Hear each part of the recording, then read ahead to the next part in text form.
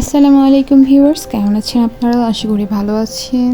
নতুন আবার একটা ভিডিও নিয়ে হাজির হলাম। এই গরমের ভিতরে বুঝতেই পারছেন সকলের কী অবস্থা। সকলের সাথে আমারও একই অবস্থা, অনেক খারাপ। তারপরেও আজকে অনেক ওয়েদারটা ভালো, তেমন একটা রোদ নাই, হালকা হালকা বাতাস বইছে, গাটা জুড়াই যাচ্ছে।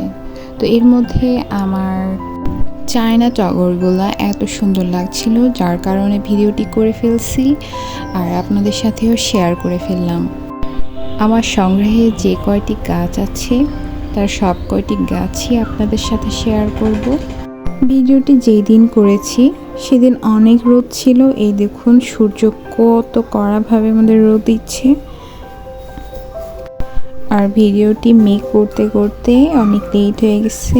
এখন 2 দিনের ভিতরে অনেক বৃষ্টি হয়েছে বাংলাদেশের অধিকাংশ জেলায়। তো ভিডিওটি যখন করছি অনেক রোদ ছিল আর আবহাওয়াটা দেখাইলাম উপরে কেমন দেখতে পারছেন।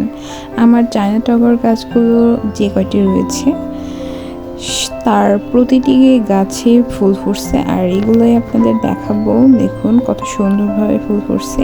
এই গাছটাতে সবচেয়ে বেশি ফুল ফুটছে আর দেখতে অনেক সুন্দর লাগছে। আর এই গাছটি মূলত অনেক পুরানো, মানে সবচাইতে পুরনো গাছ যেটা সেটাই হলো এই গাছটা। তো মোট 4টি গাছ আছে আমার।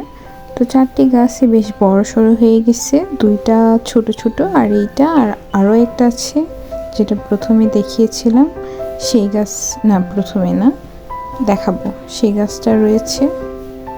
এই 2টা গাছ মূলত বড়।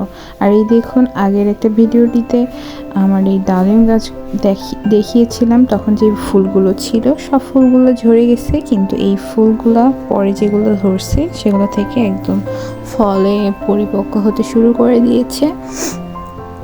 তো দেখা যাক কত বড় হয় আর কতটুকু থাকে। তো মাশাআল্লাহ অনেক সুন্দর, কোনো কিছুই করতে হয়নি এক্সট্রা করে, অটোমেটিক্যালি আল্লাহর রহমতে ফলগুলো ধরতে শুরু করছে। আর এই দেখুন কত কত ফল। আমি পুরো গাছটা ঘুরিয়ে ঘুরিয়ে আপনাদের দেখাবো, দেখুন। আর এখানে এই ফুলগুলো এত সুন্দর লাগছিল যার কারণে আপনাদেরকে একটু কাছে থেকে দেখানোর চেষ্টা করছিলাম। তো দেখুন কেমন লাগছে।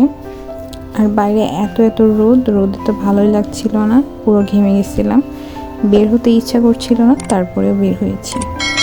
ভিডিওটি ভালো লাগলে অবশ্যই লাইক, কমেন্ট অ্যান্ড শেয়ার করবেন আর সাবস্ক্রাইব তো অবশ্যই করবেন। তো সবাই ভালো থাকবেন, সুস্থ থাকবেন। আল্লাহ হাফেজ।